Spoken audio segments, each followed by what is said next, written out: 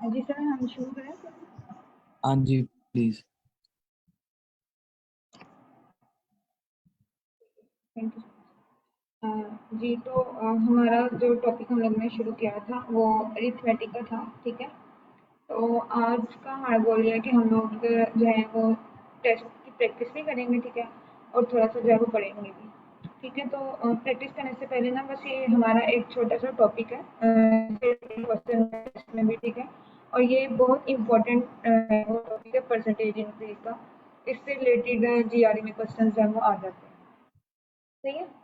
और पहले हम लोग देखते हैं और फिर हम लोग जो है वो प्रैक्टिस भी करेंगे और थोड़ा सा, ठीक। तो यहाँ पर लिखा हुआ है कि परसेंटेज इंक्रीज डिक्रीज और परसेंटेज चेंज भी होता है कि फॉर एग्जांपल हमारे पास एक क्वांटिटी है, ठीक है, और उस क्वांटिटी में परसेंटेज की अमाउंट जो है वो परसेंटेज है वो चेंज हो रही है। फॉर एग्जांपल जब उसकी इनिशियल वैल्यू जो थी, कोई भी क्वांटिटी है, ठीक है, उसकी जो इनिशियल वैल्यू थी वो 600 थी, ठीक है। और जब कुछ दिनों के बाद या अगर फॉर एग्जांपल अगर हम कहें कि ये 600 जो है ये किसी एम्प्लॉय की सैलरी है, ठीक है, तो आफ्टर 2 वीक्स उसकी सैलरी जो है वो 600 से इंक्रीज होकर 750 हो गई है, सही है। तो ये जो रेशियो होती है 600 to 750, ये हमारे पास जो है वो परसेंटेज इन चेंज में आ जाता है, ठीक है।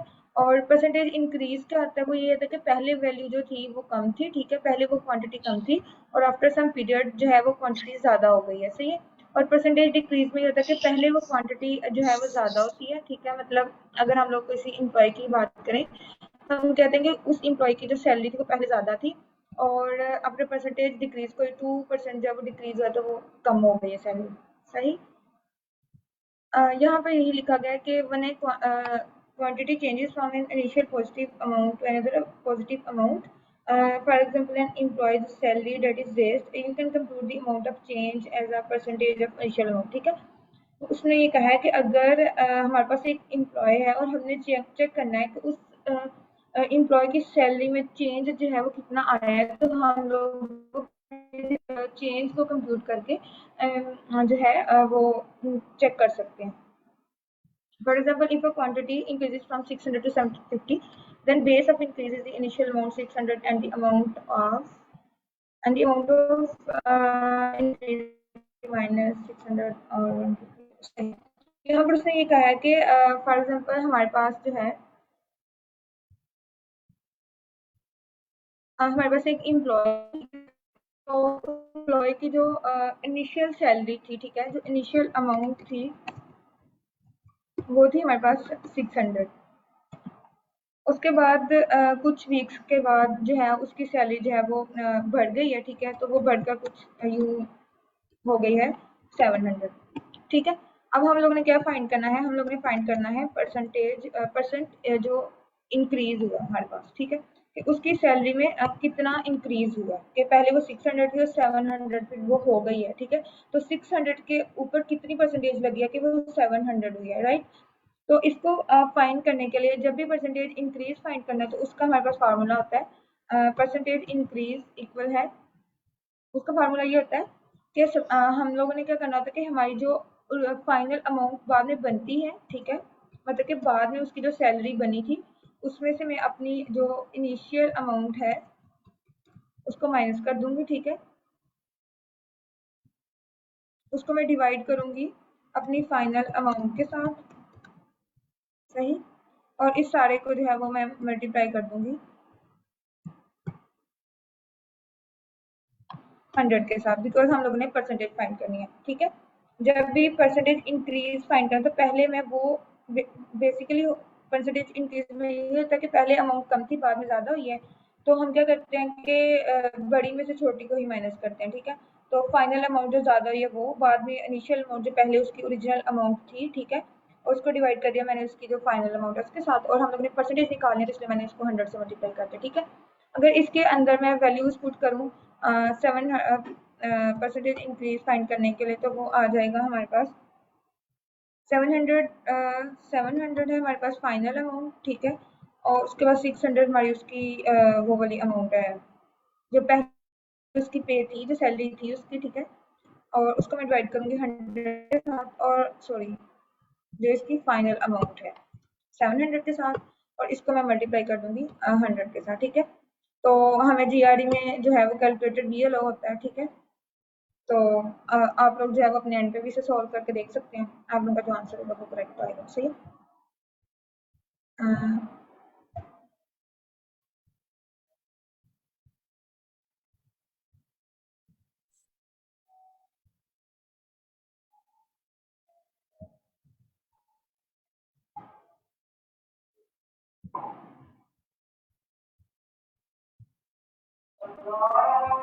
Just give me 1 minute, wait.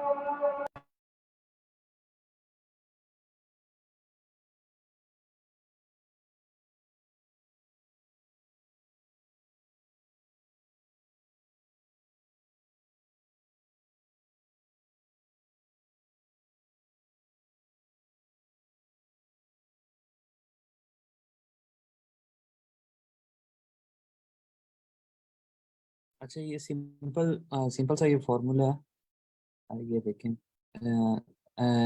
ये चेंज चेंज करने के बाद वाली वैल्यू है, और ये चेंज होने से पहले वाली वैल्यू यानी कि ओल्ड वैल्यू है। तो new value minus old value है, और उसको डिवाइड कर दिया है ओल्ड वैल्यू से, और मल्टीप्लाई बाय 100 किया है ना, 100% से। तो वो परसेंटेज हमें मिल गई है जो तब्दील हुई है। यानी 600 के बाद जब अमाउंट हमारी 750 हो गई है, यानी 150 का इंक्रीमेंट आया, तो उसको परसेंटेज में हमने शो करके बताना है कि 150 जो है वो कितनी परसेंट बनती है। सो ये टोटल हमने वो निकाल दिया, जैसे वो बेनिफिट और कॉस्ट एनालिसिस होती है ना, उसी तरह ये चीज़ निकाली हुई है। सिंपल डिफरेंस लिया है, और उसके बाद उसकी परसेंटेज निकाल लिया है। तो उसने हमें वो बता दिया कि क्या इंक्रीज हुआ है। ये नीचे ये इसको फॉर्मूले की शक्ल में भी बताया हुआ है कि अमाउंट इंक्रीज ओवर बेस कर दिया इन्होंने ना। इसको मैं क्लियर कर लूँ। हाँ जी, ये देखें कि अमाउंट कितना इंक्रीज हुआ, वो हमें तभी पता चलेगा कि अगर हम इन दो वैल्यूज का डिफरेंस ले लें। सही है। वो इस चीज़ से फर्क नहीं पड़ता कि ओल्ड वैल्यू या न्यू वैल्यू को पहले रखना है या बाद में रखना है। जिसको मर्जी है, तो हमने परसेंटेज नेगेटिव के अंदर तो शो नहीं करवानी ना, हमें इंक्रीमेंट दिखाना है वहाँ पे। तो वो उसका साइन बाद में भी तब्दील किया जा सकता है। सो ये जस्ट जो जितना इंक्रीज हुआ है नंबर के अंदर, उसको सिंपल अगर हम परसेंटेज में शो करवा दें, तो वो ये इस तरह के क्वेश्चन हैं। इस तरह के आगे हमारे पास वो भी हैं, उसको क्या कहते हैं, प्रैक्टिस क्वेश्चंस भी हैं, वो भी अभी हम करते हैं। वो किसी का कोई क्वेश्चन है तो वो पूछ सकते हैं प्लीज।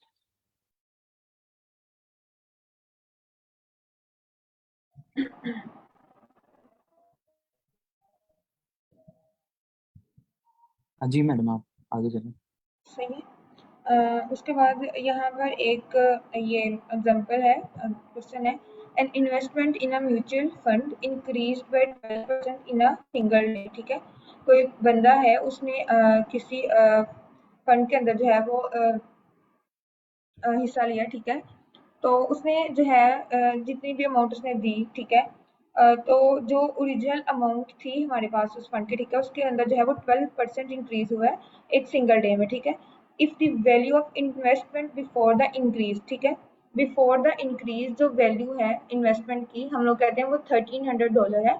तो अगर उसके ऊपर मैं 12% इंक्रीज करूँ, ठीक है, अपनी जो इन्वेस्टमेंट की ओरिजिनल अमाउंट है उसके ऊपर मैं 12% इंक्रीज करूँ, what was the value after the increase. तो उसके बाद भी हमारे पास इन्वेस्टमेंट की जो सॉरी जो फंड की वैल्यू है वो क्या आएगी, ठीक है। तो ये सवाल है। इसको अभी सेम हम लोग जो है वो कल हम लोगों ने जो है परसेंटेज के कुछ क्वेश्चन किए थे, ठीक है। तो उन्हीं की तरह से जो है वो हम लोग इसको सॉल्व करेंगे कि हमारे पास जो परसेंट दी गई है कि वो मैं अगर मैं इंक्रीज करूँ 12% का, ठीक है, ठीक है। और जो हमारे पास उसकी जो इनिशियल वैल्यू है वो है हमारे पास $1300, ठीक है। ये हो गया। उसके बाद उसने कहा है कि अगर मैं इस $1300 के ऊपर मैं 12% जो है वो अप्लाई करूँ, ठीक है, 12% इंक्रीज करूँ, तो मेरे पास जो क्या कहते हैं आफ्टर इंक्रीज जो वैल्यू होगी वो कितनी बनेगी, सही है। तो उसको फाइंड करने के लिए हम लोग क्या करेंगे कि लेट्स सपोज मैं कहती हूँ कि हमारे पास एक्स जो है एक्स जो है वो कोई नंबर है, ठीक है। एक्स जो है, सॉरी, पहले हम लोग यूं करते हैं कि मैं कहती हूँ कि 1300 जो है ये मेरे पास वो नंबर है जिसके ऊपर मैं 12% अप्लाई करूँ, ठीक है, तो वो मेरे पास आता है कोई नंबर एक्स, ठीक है। एक्स जो है वो लेट्स सपोज हम लोग कहते हैं कि कोई अननोन नंबर है, ठीक है, जिसके ऊपर मैं 12% जो कि जब तब आएगा हमारे पास जब मैं अपनी ओरिजिनल अमाउंट के ऊपर 12% जो है वो अप्लाई करती हूँ, ठीक है। ये बेसिकली एक्स जो है वो वैल्यू होगी जो आफ्टर इंक्रीज जो है वो हमारे पास आएगी, सही है। तो यहाँ पर मैं अगर एक्स की वैल्यू निकालनी हो तो मैं 12 को 0.12 बन जाएगा, ये 12 को 100 पे डिवाइड करके, और 0.12 को अगर मैं 1300 से मल्टीप्लाई करूँ तो ये मेरे पास आ जाएगा 156। अब ये जो $156 आए हैं ये हमारे पास वो वैल्यू है, ठीक है, ये 156 हमारे पास वो वैल्यू है जब मैंने अपनी ओरिजिनल अमाउंट के ऊपर, ठीक है, अपनी इनिशियल वैल्यू के ऊपर 12% जो है वो अप्लाई किया, ठीक है। अब मैंने क्या निकालना था, मैंने निकालनी थी वैल्यू आफ्टर इंक्रीज, ठीक है। तो मैं क्या करूंगी कि हम ये एक्स जो है वो बेसिकली हमारी जो है वो फाइनल हम लोग कह सकते हैं कि हमारी जो है वो आफ्टर 12% अप्लाई करने के बाद हमारी वैल्यू आई है, तो मैं इसको फाइनल अमाउंट कह लेती हूँ, ठीक है। तो मैं क्या करूँगी कि अपनी इनिशियल और फाइनल जो है इन दोनों को प्लस करूँगी, और जो वैल्यू आएगी वो मेरे पास 12% इंक्रीज अप्लाई करने के बाद होगी, ठीक है। वो 1300 प्लस 156 जो है वो हमारे पास बन जाता है 1456, सही है। इस सवाल में किसी को कोई मसला है तो हम पूछ लें।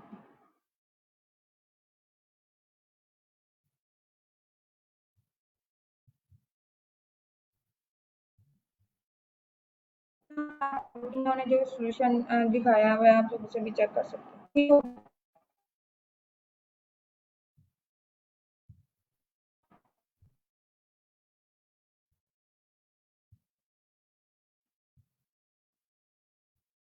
सही। कोई पार्टिसिपेंट जो इस क्वेश्चन को रीड करना चाहे।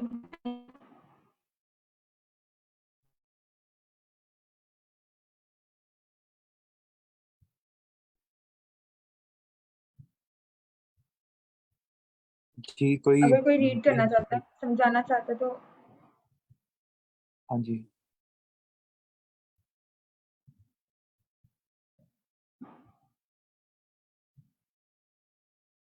कोई भी नहीं है। जी सर, मैं रीड करता हूँ। हाँ, जी जी करिए। On September 1, 2013, the number of children enrolled in the certain preschool was 8% less than the number of children enrolled at the preschool on September 1, 2012. On September 1, 2014, the number of children enrolled in the preschool was 6% greater than the number of children enrolled in the preschool on September 1, 2013. By what percent did the number of children enrolled change from September 1, 2012 to September 1, 2014? जी समझ आई है किसी को question की के question में basically जो है वो आफ्टर 1 ईयर जो है वो कहीं पे बताया है कि परसेंटेज जो है वो स्टूडेंट की इंक्रीज हो रही है, कहीं डिक्रीज हो रही है। कोई क्वेश्चन को अगर एक्सप्लेन करना चाहे तो कर सकते हैं, सही है। यहाँ पे उन्होंने ये बताया है सबसे पहले September 1, 2013 में प्री स्कूल में स्टूडेंट की जो इनरोलमेंट हो रही है वो 8% जो है वो लेस देन है प्रीवियस ईयर से, मतलब ये कि 2012 से 8% कम है। अब हमें यहाँ पर ये नहीं गिवन कि 2012 में जो परसेंटेज स्टूडेंट की प्री स्कूल में वो कितनी थी, ठीक है। बस उसने जस्ट ये कह दिया कि 2012 से 8% कम थी 2013 में, सही। उसके बाद उसने कहा कि on September 1, 2014 number of children enrolled in the preschool was 6% greater than the number of children enrolled in preschool on September 1, 2013। अच्छा, अब इस लाइन में वही कह रहा है कि 2014 में प्री स्कूल में स्टूडेंट की जो इनरोलमेंट हुई है, ठीक है, वो प्रीवियस ईयर 2013 से 6% जो है वो ग्रेटर देन थी, ठीक है। उसके बाद उसने कहा कि by what percent did the number of student enrolled changes from September 2012 to 2014। फिर वो कह रहा है कि हम लोगों ने जो चीज़ फाइंड करनी है वो ये बताना है कि स्टूडेंट कितने परसेंटेज से स्टूडेंट की जो इनरोलमेंट है वो चेंज हो रही है फ्रॉम 2012 टू 2014, ठीक है। अब उसने सारा काम जो कह दिया है वो 2012 पे डिपेंड कर रहा है, ठीक है, कि पहले 2012 है, उसके बाद 13 है, उसके बाद 14 है हमारे पास, सही हो गया। और हम लोग जो हैं इसको इस तरह से सॉल्व करते हैं इस क्वेश्चन को। एक सेकेंड।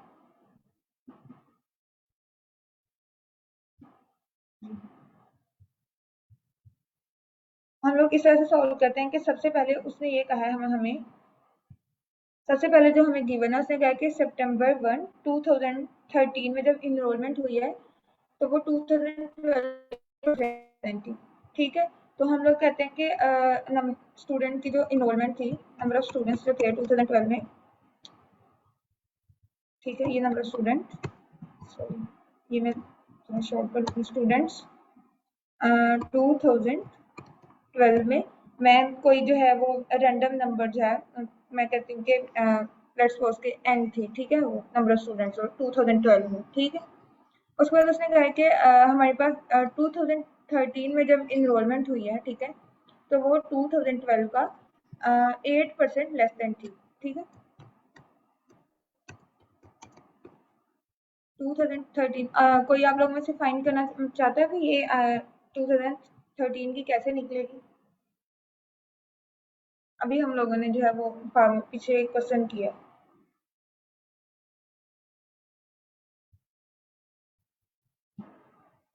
सही है।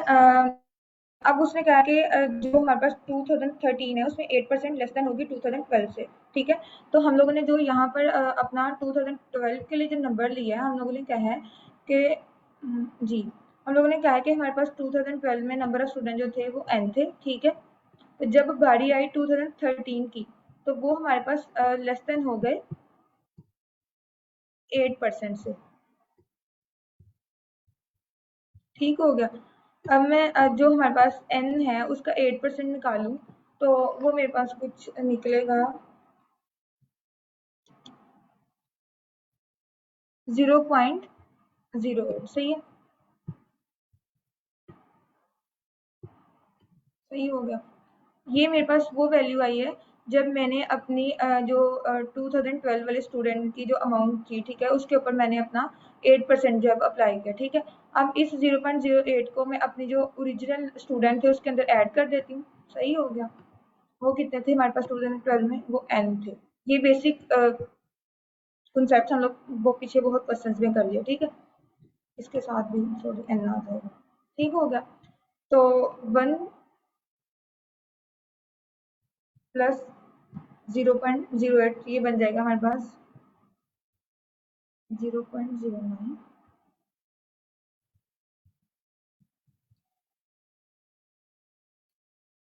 सॉरी 1।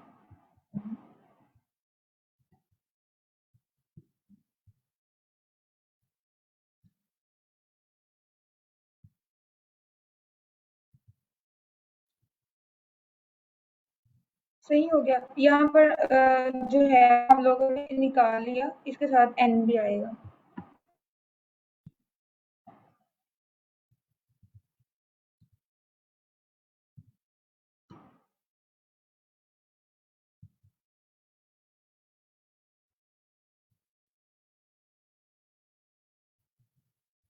ठीक हो गया। उसके बाद जो है वो ये है कि जब 2014 स्टार्ट हुआ है तो जो हमारे पास उसमें ये था हुआ है कि 6% ग्रेटर थे 2013 में। 2013 वाली वैल्यू आई है उसके ऊपर मैं सेम जो है यही वाला जो फॉर्मूला है अप्लाई करूंगी 6% के अकॉर्डिंग, ठीक है, 1.08 एन के ऊपर, ठीक है। मैं अप्लाई करूंगी 6% ग्रेटर, ठीक है। तो जब मैं वो करूंगी तो यहाँ पर हम लोग देख लेते हैं क्योंकि आई थिंक मैंने जो है वो 2000 में कुछ वो कैलकुलेशन में कोई मिस्टेक कर दी है, तो वो वैल्यू जो है वो इनकी आ रही है 0.92 n, सही है। वैसे निकलेगी इसी तरह से जिस तरह से मैंने आप लोगों को बताया।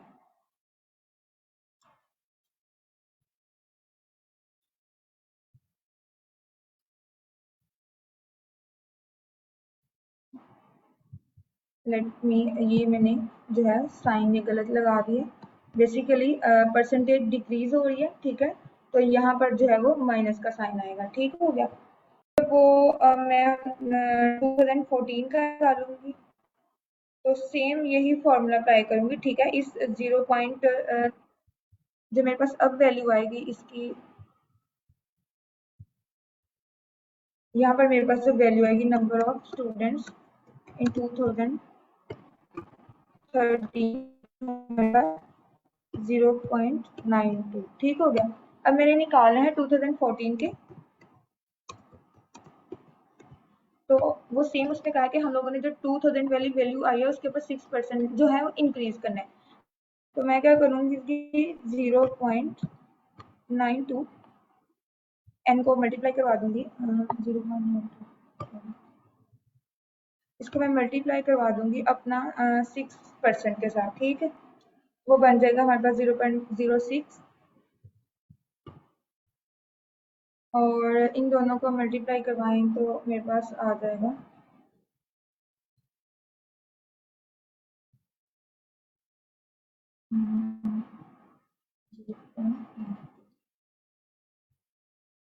0.9752। सही हो गया। ठीक हो गया, 0.975 आ जाएगा। सही हो गया।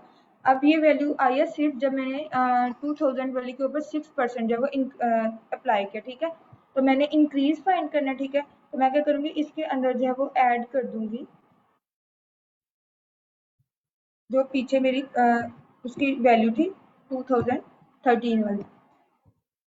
सही हो गया। अब इससे जो इन दोनों से जो हमारे पास बनेगा 0.975, ठीक है, वो जो भी वैल्यू आएगी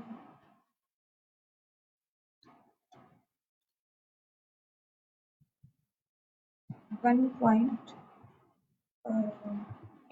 चलो सही है। अब यहाँ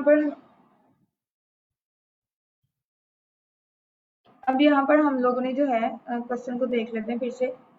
हम लोगों ने जो है यहाँ पर फाइंड कर लिया है कि सितंबर 14 में जो स्टूडेंट की इनरोलमेंट हुई, तो हम लोगों ने उसके ऊपर 6% का जो है वो इंक्रीज लगाया है, तो हमारे पास आया है 1.8। सही हो? नहीं, ये वैल्यू जो है वो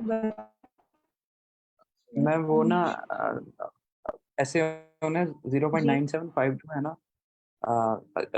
ये जो वैल्यू है, इसको माइनस करते हैं एक्स से और डिवाइड भी करते हैं एक्स से और मल्टीप्लाई बाय 100 करें तो वो परसेंटेज चेंज आ जाएगी हमारे पास। नहीं, मैं समझी नहीं, आप एनोटेट कर दो, मुझे बता दें। क्या मैंने ये मैं इसकी बताता हूँ। 2014 की वैल्यू गलत निकाली है? नहीं नहीं, ये ठीक है, ये ठीक है। अभी सिंपल क्या होना है मैम, ये जो वैल्यू है ना, ये 0.9752 वाली, 0.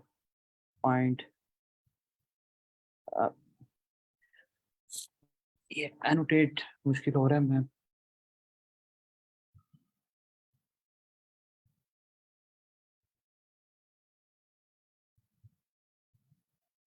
हाँ ये अब हो रहा है। ये 0.9752 है ना, ये वैल्यू जो हमने निकाली है इसमें से जो हमारी प्रीवियस वैल्यू थी ना, जो 2012 में स्टार्ट हो रही है न्यू वैल्यू, वो एक्स है। और इस पूरे को ना हमने डिवाइड कर देना, ये वही फार्मूला जो अभी हमने स्टार्ट पे किया है, और इसको भी एक्स से डिवाइड कर देंगे। सही है, और इस टोटल वैल्यू को मल्टीप्लाई बाय 100% किया ना, तब हमारी वैल्यू निकल आएगी। अब एक चीज देखें, ये जो एक्स है और ये एक्स है, सही है, ऊपर जितनी भी वैल्यूज हैं उनके अंदर एक्स मौजूद है, तो एक्स कॉमन आ गया और ये इस एक्स से कैंसिल आउट हो गया। सही है, तो अभी सिंपल जो हमारे पास बचेगी ना वैल्यू 0.9752, उसमें से अगर हम -1 कर दें, ये जो कॉमन लेने की वजह से कैंसिल आउट हो गया। सही है, तो हमारे पास जो आंसर आएगा ना 0.0248। सही है, वो मल्टीप्लाई पे 100 करेंगे। यहाँ पे आंसर,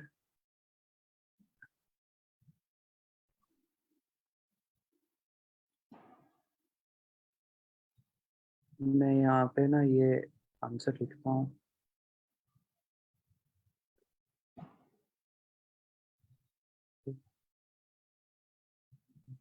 0.0248 मल्टीप्लाई में अगर ये जो किसी एक 100 है ना, पार्टिसिपेंट ने अपने एंड पे सॉल्व किया तो आप बता सकते हैं।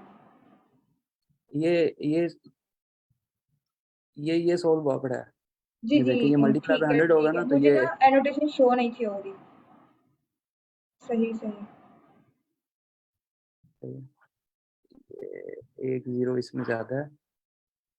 ये 0.00 ना, यहाँ पे 0.0 आएगा सिर्फ। ये बैक नहीं हो, ये खत्म नहीं हो रही, इसमें एक जीरो आना, 0.0248। सही है। ये मल्टीप्लाई होगा तो 2.48% का टोटल चेंजिंग आया है। तो क्वेश्चन पता है क्या था? 2012 से 2014 तक कितने बच्चे आए गए हैं उसका हिसाब निकालना था। हुआ ये कि 2012 से के बाद जब 2013 आया ना, उसमें क्या हुआ कि अचानक से 8% जो बच्चे हैं ना, उसकी इनरोलमेंट कम होगी। यानी 2013 में 8% बच्चे आने कम हो गए। फिर अचानक से 2014 के अंदर ना, अचानक से 6% का इंक्रीज आ जाता है। तो ये बता रहे हैं कि टोटल चेंज कितना आया है। ठीक है। और इसके अंदर ये जो एक्स है ना, ये हमें रिप्रेजेंट कर रहा है कि 2012 के अंदर बच्चे कितने थे। जो ऊपर हमने फार्मूला पढ़ा ना, वो ओल्ड वैल्यू का था। यानी 2012 में हमारे पास कोई नंबर नहीं दिया हुआ, तो उसको हमने रिप्रेजेंट किया है एक्स के साथ। ठीक है। अब जो भी नंबर होगा उसका 2.48% का चेंज आया है उसमें। सही है। इस क्वेश्चन में और किसी को किसी कोई मसला है तो पूछ।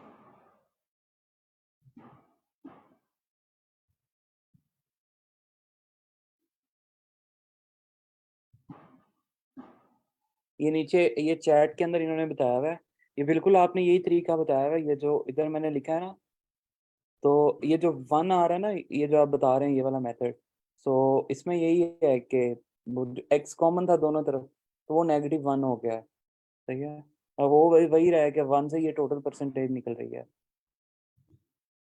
ये ये क्वेश्चन मैम देख प्लीज ये लें। क्वेश्चन दोबारा दिखाइएगा। ये चैट में है कि दोबारा दिखा दें।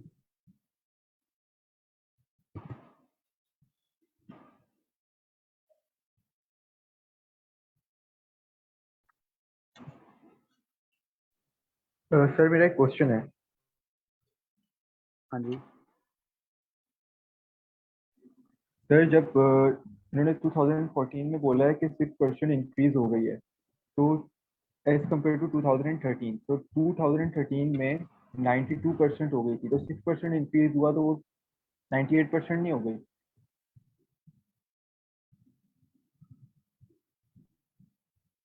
नहीं नहीं, वो ये नहीं हुआ।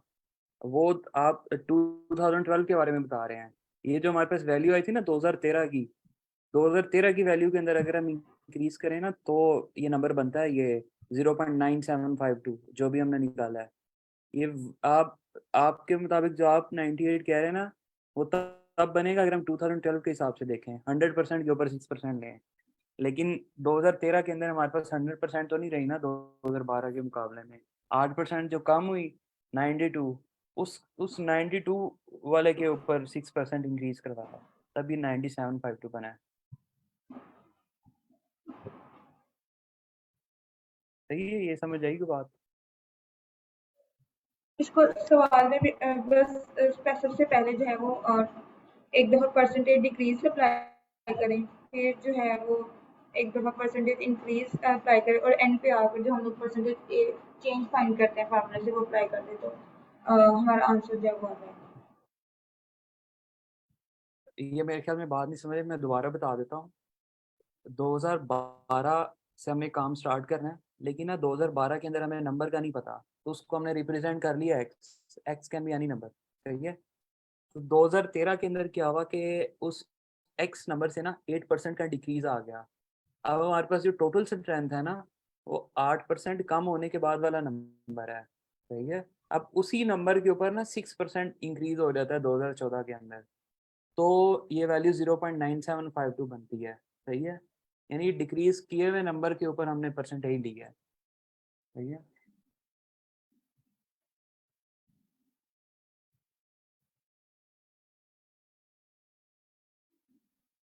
ये समझ क्लियर आया है? या इस क्वेश्चन को दोबारा किया जाए? दोबारा दोबारा से जाना चाहे तो समझा।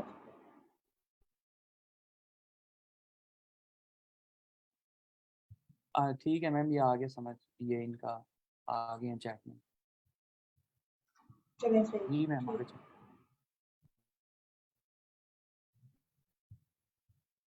आगे जो है यहाँ पर हम लोगों ने जो अपना टॉपिक स्टार्ट किया था अरिथमेटिक का, ठीक है, वो कंप्लीट हो गया। और यहाँ पर एट द एंड कुछ एक्सरसाइजेज दी हुई हैं, ठीक है। तो इसको आप लोग जब अपने एंड पे सॉल्व कर लीजिएगा, क्योंकि ये जो एक्सरसाइज बना है तो बहुत ईजी है, ठीक है, सब लोग ही कर लेंगे। सही हो गया, या इसको करने की ज़रूरत है अभी? अगर करना है कोई एक आधा देखते हैं, अदरवाइज आगे देखते हैं।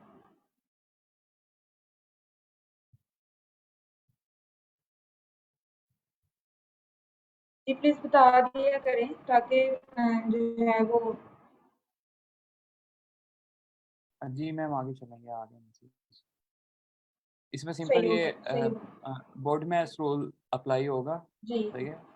समटाइम्स अगर आप इसको कैलकुलेटर से करते हैं ना तो वो आंसर मुख्तलिफ आ रहा होता है, और जो हम खुद से पेपर पेन लेके करते हैं उसमें मुख्तलिफ आ रहा होता है, क्योंकि वो समटाइम्स उसकी प्रोग्रामिंग में कोई और रूल इस्तेमाल हो रहे होते हैं, बोर्ड में रूल नहीं इस्तेमाल हो रहा होता। और लेकिन हमें यहाँ पे वही रूल फॉलो करना है यहाँ बताया हुआ है। सही हो गया। और इसके अलावा ये जो एक्सरसाइज 2 है, इसके अंदर फ्रैक्शंस को सब्ट्रैक्ट, डिवाइड और प्रोडक्ट ली हुई है, ठीक है, ये भी आप लोग कर लेंगे। एक्सरसाइज 3 के अंदर उसने पूछा हुआ है कि इन 8 पे डिविजिबल, ठीक है, तो ये आप लोग चेक कर लीजिएगा। वो हम 8 पे डिवाइड करके चेक कर लीजिएगा कि जिस जिस नंबर पे 8 को डिवाइड करें, ठीक है, और वो रिमाइंडर जो है वो 0 लीव करे तो वो डिविजिबल होगा। सही हो गया। उसके बाद प्राइम फैक्टराइजेशन है 372 का, ठीक है, तो ये भी आप लोग निकाल लेंगे। पॉजिटिव डिवाइजर्स भी, अगर अभी किसी ने कोई कह रहा है कि निकालने हैं, करना है सवाल, तो हम लोग कर सकते हैं। सही है। बाकी वैसे ही है बहुत इजी। प्राइम डिवाइजर्स भी के 100 का अगर हम लोगों ने प्राइम डिवाइजर्स फाइंड करने हैं, ठीक है, तो सबसे पहले मैं क्या करूँगी कि मैं 1 से स्टार्ट करूँगी और मैं देखूँगी कि हमारे पास कौन कौन से नंबर है जिसके ऊपर मैं 100 को डिवाइड करूँ तो वो पूरे पूरे डिविजिबल हो, ठीक है, डिवाइड हो और वो प्राइम नंबर हो। सही है, तो वो प्राइम डिवाइजर्स होते हैं। और जो पॉजिटिव डिवाइजर्स है प्राइम प्राइम भी आ जाते हैं और बाकी जो कंपोजिट होते हैं वो भी आ जाते हैं, ठीक है। इसके अंदर सारे के सारे डिवाइजर्स आएंगे, जो प्राइम है उसके अंदर सिर्फ प्राइम आएंगे, ठीक है। और प्राइम डिवाइजर जो है वो हम लोग इवन सॉरी प्राइम नंबर के भी निकाल सकते हैं और कंपोजिट नंबर के भी निकाल सकते हैं। सही हो गया। उसके बाद यहाँ पर एक्सरसाइज 6 में है कि इन गिवन इंटीजर्स में से हमारे पास कौन कौन सा इंटीजर है, कौन कौन सा इंटीजर जो है वो प्राइम नंबर है, तो ये भी हम लोग इजिली कर लेंगे। यहाँ पर ये कुछ इक्वेशंस हैं, ठीक है, ये पूछा हुआ है कि ट्रू है फॉल्स है, ये भी देख लीजिएगा, क्योंकि कुछ दफ़ा ना जीआरई में क्वांटिटेटिव कंपैरिजन में इस तरह के आ जाते हैं। सही है। अच्छा मेरा ना उसके एक बाद क्वेश्चन यहाँ है ऊपर। पर ये ऊपर ना ये एब्सोल्यूट वैल्यूज जी खुल रही हैं, तो ये हमें एब्सोल्यूट वैल्यू भी पढ़ा है। कोई पार्टिसिपेंट बताएगा कि ये जो नेगेटिव नंबर भी होता है एब्सोल्यूट वैल्यू के अंदर, वो इन दी एंड पॉजिटिव क्यों क्यों आ जाता है? ये को बता सकते हैं कि नेगेटिव नंबर भी क्यों पॉजिटिव हो जाता है? Sorry, can you repeat the question? हाँ जी, क्वेश्चन ये है कि जब ये मॉडुलस लगा होता है किसी नंबर के बाद, जैसे ये पार्ट डी में लगा हुआ है मॉडुलस ना, तो अभी ये -1/7 है, जब ये मॉडुलस खत्म होगा तो 1/7 हो जाएगा। ये क्यों होता है? I think it's the property of modulus that every number which is negative could be the positive one when the modulus has been removed. I think so.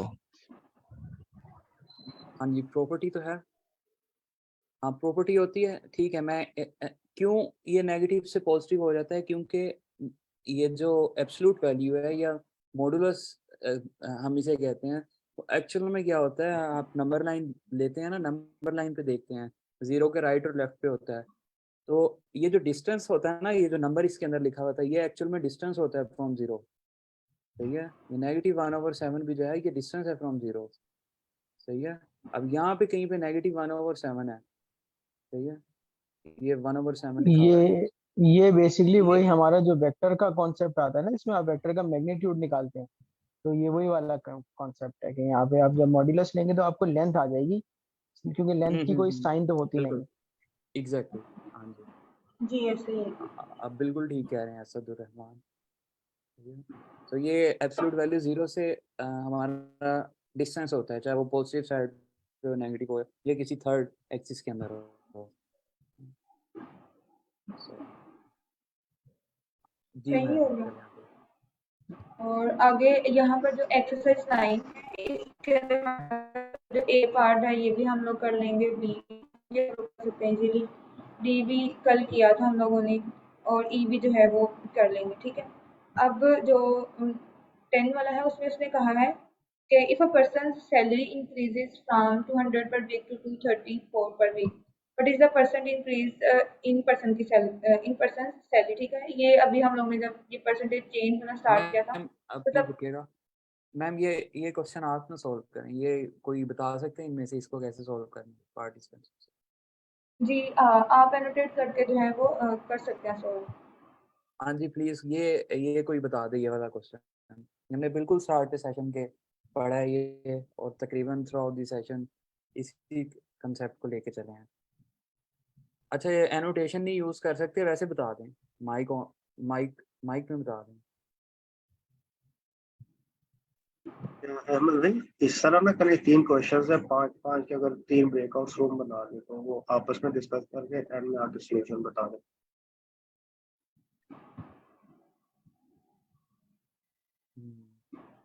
Breakout rooms, अच्छा ब्रेकआउट रूम्स,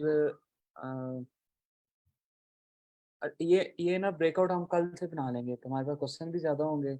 आइडिया आपका अच्छा, ये ना हम कल से बना लेंगे, ठीक है। ये अभी जी दरअसल ब्रेकआउट हमें रूम जो ना वो कल कर लिया करेंगे, क्योंकि इतना मैंने आज टेस्ट भी रखे हुए थे, बट हमारे पास टाइम ही नहीं है, तो फिर वो कल से ब्रेकआउट रूम करके बना के तो वहाँ पे टेस्ट जो है वो स्लैक पे शेयर कर दिया जाएगा, फिर आप लोग जो है वो टेस्ट जो है वो सॉल्व कीजिएगा, ठीक है। तो आज वैसे भी हमारे पास 20 मिनट्स अभी लेफ्ट है, तो कोई अगर ये क्वेश्चन जो है समझाना चाहे, सॉल्व करना चाहे तो हमें समझा दें।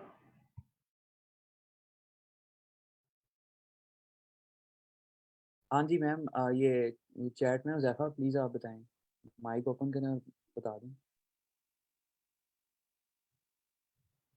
क्वेश्चन नंबर कौन सा देख रहे हैं, मुझसे थोड़ा सा मिस हो गया। ये 10। एक्सरसाइज 10। 10 ओके।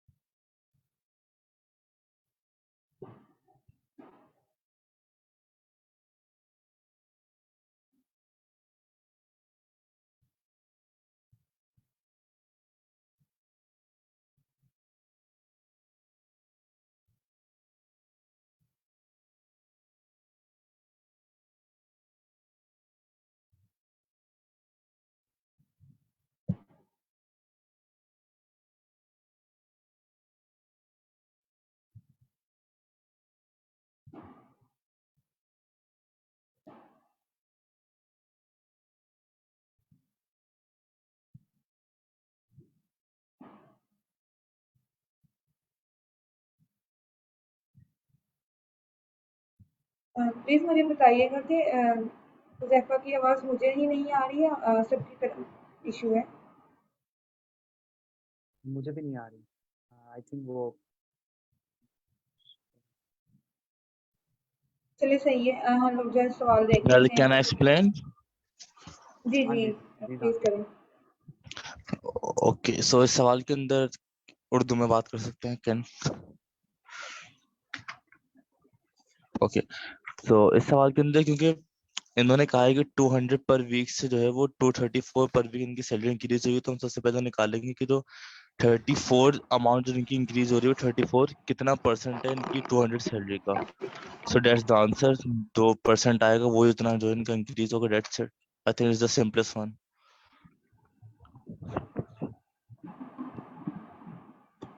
सही है। वो new value minus old value divide by new value multiply by 100%, तो वो Yes, परसेंटेज आई है।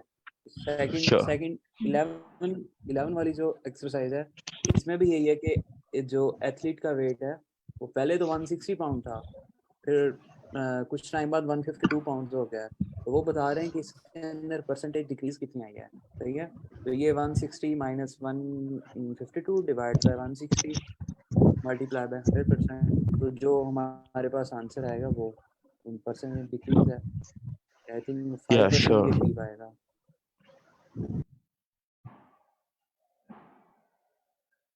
और आगे जो हमारे पास एक्सरसाइज 12 है उसमें ये कहा गया है कि a particular stock is valued at $40 पर शेयर, ठीक है।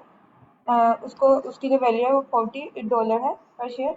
इफ वैल्यू इंक्रीजेज बाय 20%, ठीक है, अगर 40% $40 वाली जो वैल्यू है उसके ऊपर हम लोग 20% इंक्रीज अप्लाई करें, ठीक है, और उसके बाद जो है वो 25 डिक्रीज अप्लाई करें, मतलब ये तो पहले वो 20% ज़्यादा हो और फिर वो जो 20% वाली वैल्यू इंक्रीज होकर आए उसके बाद जो है उस वैल्यू के ऊपर जो है वो 25% जो है वो डिक्रीज हो, बट फिर will be the value of stock पर शेयर आफ्टर द डिक्रीज। तो डिक्रीज के बाद हमारे पास स्टॉक की जो वैल्यू है वो क्या आएगी, सही है। तो इसमें Yes. सिंपल ये करेंगे कि पहले हम लोग जो है वो 20% के अकॉर्डिंग जो है वो परसेंटेज इंक्रीज फाइंड कर लेंगे, ठीक है। Uh, सेम ऊपर can I जैसे अभी explain? डिस्कस किया। यस जी यस, करें। आप कर सकते हैं। Okay. So 40% शेयर है तो इनकी जो वैल्यू इंक्रीज हुई है वो 20% है। सो 40 का 20% जो है वो 4 होगा $4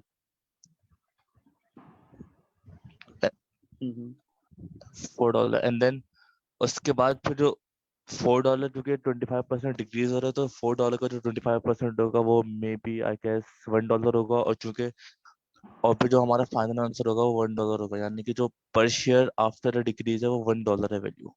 एम आई राइट? नहीं नहीं, वो ना ये है कि जब भी 20% है ना 40 का, वो $8 है। सो तो हमारी वैल्यू जो है वो 20% इंक्रीज के बाद 48% हो जाएगी, $48 पर शेयर हो जाएगा। हाँ जी 48। सो बाकी तरीका आपका ठीक था, वो ओके। कैलकुलेशन में है। तो जब ये $48 आ गई अभी शेयर, तो अब क्या हुआ कि 25% डिक्रीज कर गई इसकी प्राइस ना, तो ये इधर से कोई बताएगा आगे? कि सबसे पहले ना 25% लेंगे हम $48 का, देन जो एक्चुअल आंसर है उसमें से हम उस सम को माइनस कर लेंगे तो हमें फाइनल आंसर एग्जैक्टली, तो ये 36 आना चाहिए आई गेस।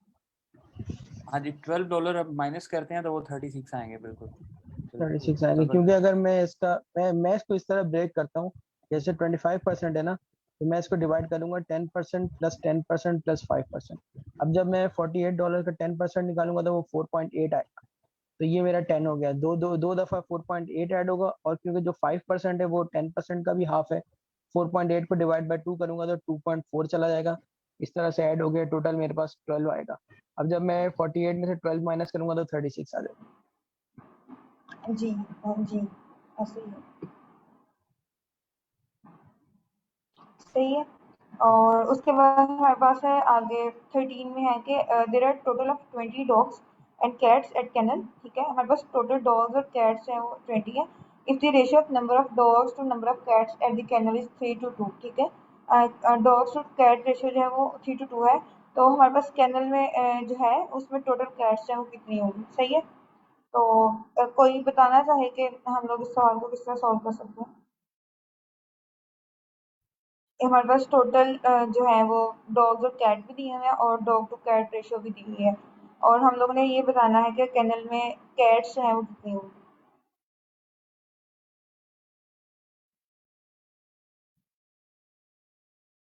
जी किसी को समझ आ रही है क्वेश्चन? जी जी। अब सबसे पहले हम जो है ना जी सम ऑफ रेशो निकालेंगे, 3 + 2, तो ये टोटल जो सम ऑफ रेशो आ जाएगा वो 5 हो जाएगा। देन अगर जबरदस्त। हमें नंबर ऑफ डॉग्स निकालने हैं तो जो फर्स्ट रेशो है 3, ये डॉग्स की रेशो को रिप्रेजेंट कर रहा है, डॉग की रेशो को रिप्रेजेंट कर रहा है, तो हम लिखा है वही फिर 8 और 5। बिल्कुल बिल्कुल ठीक कह रहे हैं, बताएं आगे। वेल आई गेस कैट्स का जो है वो 8 कैट्स हैं आई गेस। ये देखें ये 4 हो गया। अभी हमने क्या करना है, ये जो ये ऊपर बनी पड़ी है ना ये इक्वेशन 5x = 20, इसके अंदर ना ये करेंगे इस इक्वेशन के अंदर, तभी हमें पता चल जाएगा। सो कैट्स हमारे पास 8 होंगे और बाकी जो हैं वो 12 रह जाएंगे। जी आइए ये समझ आइए ये क्वेश्चन। Yes, आगे sure. ये 12 जो है डॉग हो गए हैं और 8 के। हाँ जबरदस्त, सही है। सही हो गया। उसके बाद 14 में है कि हमारे पास एक इंटीजर सी जो है वो इवन है और इंटीजर डी जो है वो ऑड है, ठीक है। तो हम लोगों ने रैंडमली सी और डी के लिए कोई इवन और डी के लिए कोई ऑड इंटीजर जो है वो लेकर ये जो नीचे एक्सप्रेशन दी गई हैं इनमें पुट करेंगे और हम बताएंगे कि जो पुट करने के बाद सी और डी की वैल्यू पुट करने के बाद हमारे पास इनका जो रिजल्ट है वो क्या आता है, वो इवन आता है या ऑड आता है, सिंपल ये बताना है, ठीक है। तो ये आप लोग कर लीजिएगा। उसके बाद ये क्वेश्चन नंबर 15 है। इसमें ये है कि when the positive integer n is divided by 3 the remainder is 2, ठीक है। हमारे पास कोई पॉजिटिव इंटीजर n है, ठीक है। जब उसको मैं डिवाइड करती हूँ उस इंटीजर को 3 पे तो मेरे पास रिमाइंडर 2 आता है, और जब मैं उस इंटीजर को डिवाइड करती हूँ 5 पे तो मेरे पास रिमाइंडर जो है वो 1 आता है, ठीक है। तो हम लोगों ने वो लीस्ट पॉसिबल इंटीजर वैल्यू जो है वो फाइंड करनी है, जिसको मैं अगर 3 पे डिवाइड करूँ तो 2 रिमाइंडर आए, 1 पे डिवाइड सॉरी 5 पे डिवाइड करूँ तो 1 आए, सही है। तो इसके लिए हम लोग जो है वो हिडन ट्रायल से ही करेंगे कि एक एक नंबर जो है वो पुट करके देखते जाएंगे, ठीक है। और फिर हमें वहां से जो है वो पता लग जाएगा कि कौन सा नंबर जो है वो सबसे लीस्ट होगा, ठीक है। तो कोई इसको सॉल्व करना चाहे।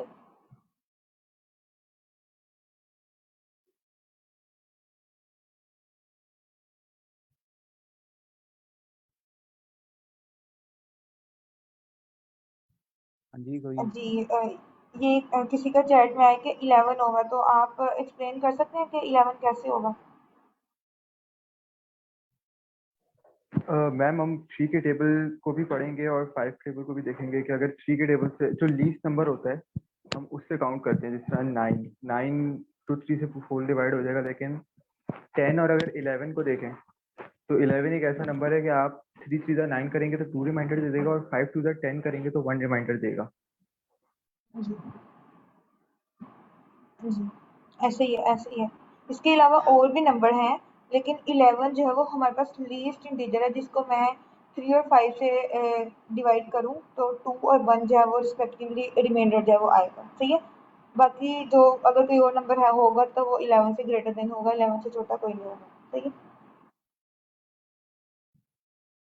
मैम जी जी मैम इसका आंसर लीस्ट पॉसिबल कह रहा है वैल्यू ऑफ n, तो मैम 5 भी तो हो सकता है। अगर आप 5 को डिवाइड करें 3 पे, ठीक है, तो क्या रिमाइंडर आएगा। और 5 को जी क्या बिल्कुल कर देखें, अगर मैं 5 को 2 डिवाइड आता करूँ है ना। 5 पे ही तो मेरे पास रिमाइंडर 0 आ 0। जाएगा, जबकि रिमाइंडर जो है वो 1 आना चाहिए, तो ओ यही हाँ ठीक है। जो है वो फॉल्स हो जाएगी। ओ ठीक है ठीक। सही सही है मैम, तो टाइम हो गया, सेशन को एंड करें यहाँ पे। जी वैसे तो अगर हमारे पास टाइम नहीं है, मैंने एक टेस्ट लिखा हुआ था, तो कल इंशाल्लाह जब हम लोग जो है वो टेस्ट की प्रैक्टिस भी करेंगे। और सही है, ठीक है मैम, कल कर लेंगे। और आज के सेशन बड़ा अच्छा रहा, इंटरेक्टिव था। उम्मीद है कि आगे भी ऐसे होंगे और आप सब पार्टिसिपेट करेंगे तो हमारी तैयारी अच्छी हो जाएगी। सही है, तो फिर कल मिलते हैं। थैंक यू, जी अल्लाह हाफिज़।